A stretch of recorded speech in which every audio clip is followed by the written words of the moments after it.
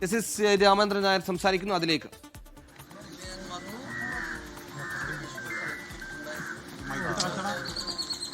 ചർച്ച നടത്തി. അത് കഴിഞ്ഞ് ഹോസ്പിറ്റലിൽ പോയി പരിക്ക് പറ്റി കിടക്കുന്ന രണ്ടുപേരെ കണ്ടു. അത് കഴിഞ്ഞ് ഇപ്പോൾ ഈ സൈറ്റ് കാണാൻ വന്നതാണ്. അപകട സ്ഥലം വന്നു. ഇപ്പോൾ പോലീസിൻ്റെ ഇൻവെസ്റ്റിഗേഷൻ കണ്ട രീതിയെല്ലാം എങ്ങനെയൊക്കെ സംഭവിച്ച് കാണും എന്നുള്ളതെല്ലാം പോലീസ് കമ്മീഷൻ എക്സ്പ്ലെയിൻ ചെയ്തു.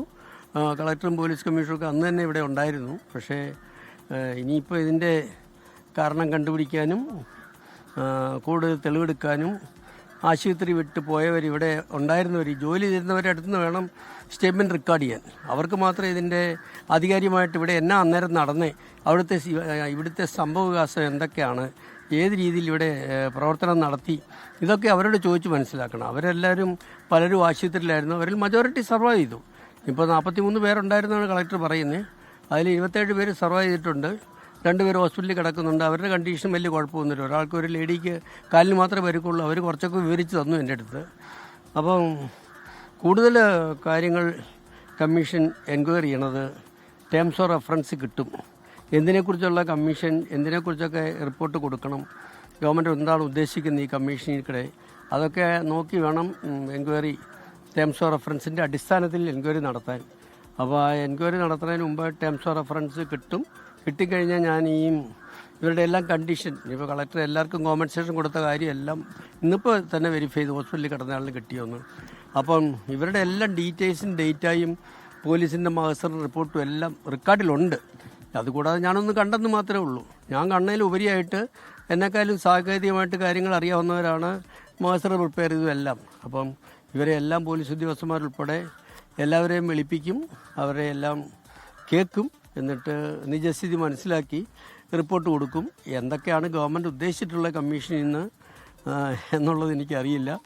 പലരും നിങ്ങളെല്ലാം ചോദിക്കുന്ന ഒരു ചോദ്യം, വെടിക്കെട്ട് നിരോധിക്കണോ വേണ്ടോ എന്ന് ഗവൺമെൻറ് ചോദിക്കുമോ, വെടിക്കെട്ട് നിരോധിക്കാൻ ശുപാർശ ചെയ്യുമോ എന്ന്. ഏതായാലും ആ വിഷയത്തിലേക്ക് ഞാനിപ്പോൾ പോകുന്നില്ല. വെടിക്കെട്ട് അപകടരഹിതമായിട്ട് നടത്താമോ എന്ന് തന്നെ ആലോചിക്കും.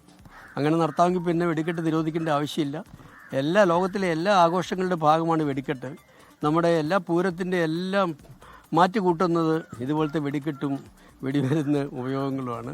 അതുകൊണ്ട് അപകടരഹിതമായിട്ട് ഒരു വർണ്ണ കാഴ്ചയായിട്ട്, വെളിച്ചത്തിൻ്റെ കാഴ്ചയായിട്ട് വെടിക്കെട്ട് നടത്താൻ ഒക്കുമോ, സൗണ്ട് കുറച്ച്, അതുപോലെ വെടിമരുന്നിൻ്റെ ഉപയോഗം കുറച്ച്, അതിനെക്കുറിച്ചെല്ലാം നോക്കും. പിന്നെ സാങ്കേതികമായിട്ടുള്ള കാര്യങ്ങൾ, പിന്നെ ദേവസ്വങ്ങളുടെ അഭിപ്രായം. ഇപ്പോൾ ഇവിടെ തന്നെ വലിയ ദേവസ്വമാണല്ലോ വെടിക്കെട്ടുകൾ നടത്തുന്നത്. അവരില്ല അപകടത്തിൽപ്പെട്ട വെടിക്കെട്ടുകാരുടെ ദേവസ്വക്കാരെ കേൾക്കും.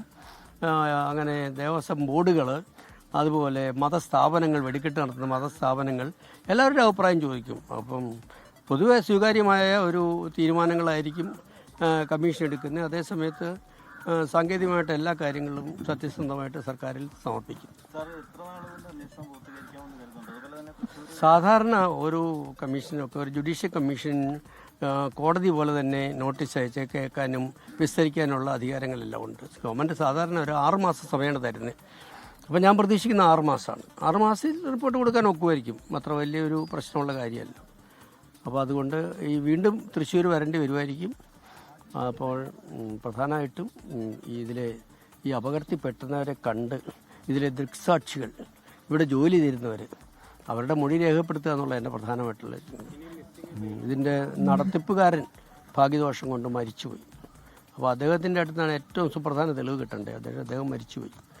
അപ്പം പക്ഷേ ബാക്കിയുള്ളവരെല്ലാം ഉണ്ട്. അവരൊക്കെ പലരും എൻ്റെ അടുത്ത് ഹോസ്പിറ്റലിൽ 2 പേരുടെ സംസാരിച്ചു. ഒരാൾ വളരെ സത്യസന്ധമായിട്ടാണ് പറയുന്നത്, അല്ലാണ്ട് ഒന്നും അയക്ക് ഒളിച്ചു വയ്ക്കാനൊന്നുമില്ല. അതിലൊരു ജോലിക്കാരൻ മാത്രമായിരുന്നു. അപ്പോൾ അതുകൊണ്ട് പാവപ്പെട്ട ആൾക്കാർ ജോലി ചെയ്യാൻ വന്നു എന്നല്ലാതെ അവർക്കൊന്നും എന്നാ സംഭവിച്ചതെന്ന് പോലും ഇപ്പോഴും മനസ്സിലായിട്ടില്ല.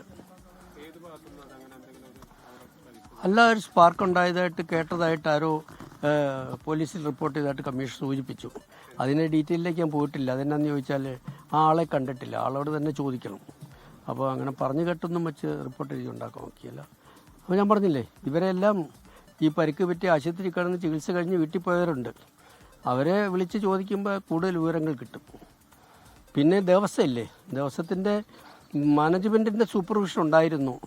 മാനേജ്മെൻറ്റ് ആരെങ്കിലും വന്ന് കണ്ടിട്ടുണ്ടോ? അങ്ങനെയാണ് ദേവസ്വം മാനേജ്മെൻറ്റിന് അതിനെക്കുറിച്ച് പറയാൻ സാധിക്കും. അപ്പോൾ അവരെയും കേൾക്കും.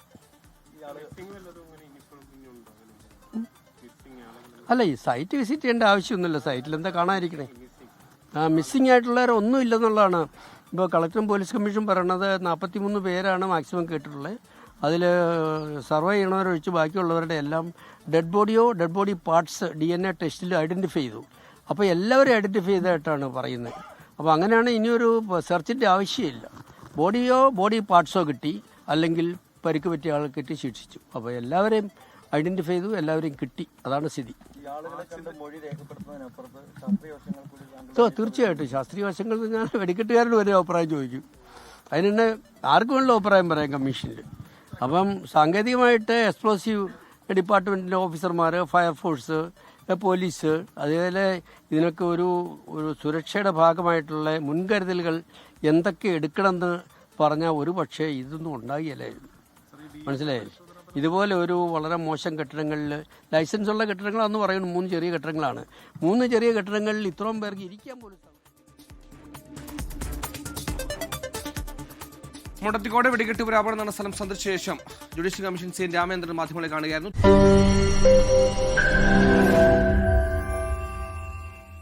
ലോകത്തെവിടെയായാലും ഏത് സമയത്തും 24 വാർത്തകളും ഓഗ്മെന്റഡ് റിയാലിറ്റി പാക്കേജുകളും എക്സ്പ്ലെയിനറുകളും വിശദമായി കാണാൻ ഞങ്ങളുടെ യൂട്യൂബ് ചാനൽ നിങ്ങൾക്ക് സബ്സ്ക്രൈബ് ചെയ്യാം.